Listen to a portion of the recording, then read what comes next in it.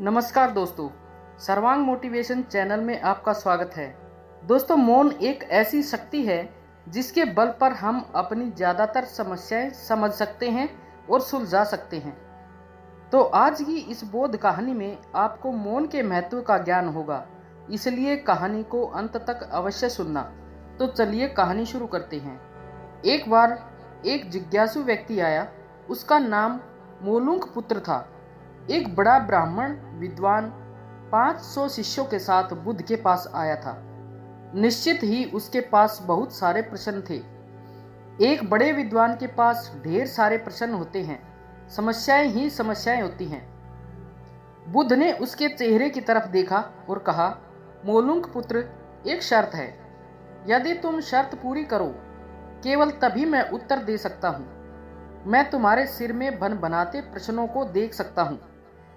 1 वर्ष तक प्रतीक्षा करो, ध्यान करो, मौन रहो।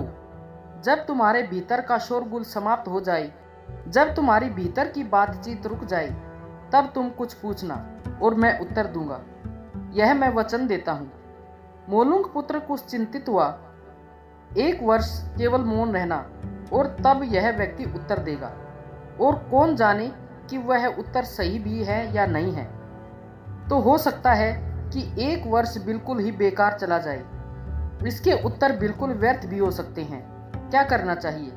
वह दुविधा में पड़ गया। वह थोड़ा झिझक भी रहा था। ऐसी शर्त मानने में इसमें खतरा था। और तभी बुद्ध का एक दूसरा शिष्य सारिपुत्र जोर से हंसने लगा। वह वहीं पास में ही बैठा था, एकदम खिलखिलाकर हंसने लगा। मोलुंक पुत्र और भी परेशान हो गया। उसने कहा, बात क्या है? तुम क्यों हंस रहे हो? सारिपुत्र ने कहा, इनकी मत सुनना, ये बहुत धोखेबाज हैं। इन्होंने मुझे भी धोखा दिया है। जब मैं आया था, तुम्हारे तो केवल 500 शिष्य हैं, मेरे 5000 थे। मैं बड़ा ब्राह्मण था, देश भर में मेरी ख्याति थी। इन्होंने मुझे फुसला लिया। इन्होंने कहा, साल भर प्रतीक्षा करो, मौन रहो, ध्यान करो और फिर पूछना और मैं उत्तर दूंगा। और साल भर बाद कोई प्रश्न ही नहीं बचा। तो मैंने कभी कुछ पूछा ही नहीं और इन्होंने कोई उत्तर दिया ही नहीं। यदि तुम पूछना चाहते हो तो अभी पूछ लो। मैं इसी चक्कर में पड़ गया। मुझे इसी तरह इन्होंने धोखा दिया था। बुद्ध ने कहा, मैं अपने वचन का पक्का रहूंगा। यदि तुम पूछते हो तो मैं उत्तर दूंगा। यदि तुम पूछो ही नहीं तो मैं क्या कर सकता हूँ? 1 वर्ष बीता।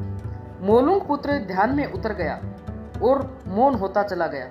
भीतर की बातचीत समाप्त हो गई। भीतर का कोलाहल रुक गया। वह बिल्कुल भूल गया कि कब 1 वर्ष बीत गया। कौन फिक्र करता है? जब प्रश्न ही ना रहे तो कौन उत्तरों की फिक्र करता है? एक दिन अचानक बुद्ध ने पूछा, यह वर्ष का अंतिम दिन है। इसी दिन तुम 1 वर्ष पहले यहाँ आए थे और मैंने तुम्हें वचन दिया था कि 1 वर्ष बाद तुम जो पूछोगे मैं उत्तर दूंगा। मैं उत्तर देने को तैयार हूं। अब तुम प्रश्न पूछो। मोलुंक पुत्र हंसने लगा और उसने कहा, आपने मुझे भी धोखा दिया है। वह सारिपुत्र ठीक कहता था। अब कोई प्रश्न ही पूछने के लिए नहीं रहा तो मैं क्या पूछूं? मेरे पास पूछने के लिए कुछ भी नहीं है। असल में यदि तुम सत्य नहीं हो तो समस्याएं होती हैं और प्रश्न होते हैं। वे तुम्हारे झूठ से पैदा होते हैं। तुम्हारे स्वप्न, तुम्हारी नींद से वे पैदा होते हैं। जब तुम सत्य, प्रामाणिक, मौन, समग्र होते हो तो वे तिरोहित हो जाते हैं। मेरी समझ ऐसी है कि मन की एक अवस्था है जहां केवल प्रश्न होते हैं और मन की एक अवस्था है जहां केवल उत्तर होते हैं, और वे कभी साथ साथ नहीं होते। यदि तुम अभी भी पूछ रहे हो तो तुम उत्तर नहीं ग्रहण कर सकते। मैं उत्तर दे सकता हूं, लेकिन तुम उसे ले नहीं सकते। यदि तुम्हारे भीतर प्रश्न उठने बंद हो गए हैं तो मुझे उत्तर देने की कोई जरूरत ही नहीं है। तुम्हें उत्तर मिल जाता है।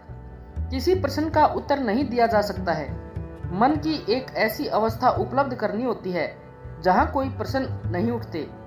मन की प्रश्न रहित अवस्था ही एकमात्र उत्तर है। यही तो ध्यान की पूरी प्रक्रिया है। प्रश्नों को गिरा देना, भीतर चलती बातचीत को गिरा देना। जब भीतर की बातचीत रुक जाती है तो ऐसा असीम मौन छा जाता है। उस मौन में हर चीज का उत्तर मिल जाता है, हर चीज सुलझ जाती है। शाब्दिक रूप से नहीं, अस्तित्वगत रूप से सुलझ जाती है, कहीं कोई समस्या नहीं रह जाती। आशा है कि आपको इस कहानी से बहुत कुछ सीखने को मिला होगा। कृपया अपने सुझाव कमेंट में ज़रूर बताएं और अगर वीडियो अच्छी लगी हो तो वीडियो को लाइक व शेयर अवश्य करें और चैनल को सब्सक्राइब करना ना भूलें।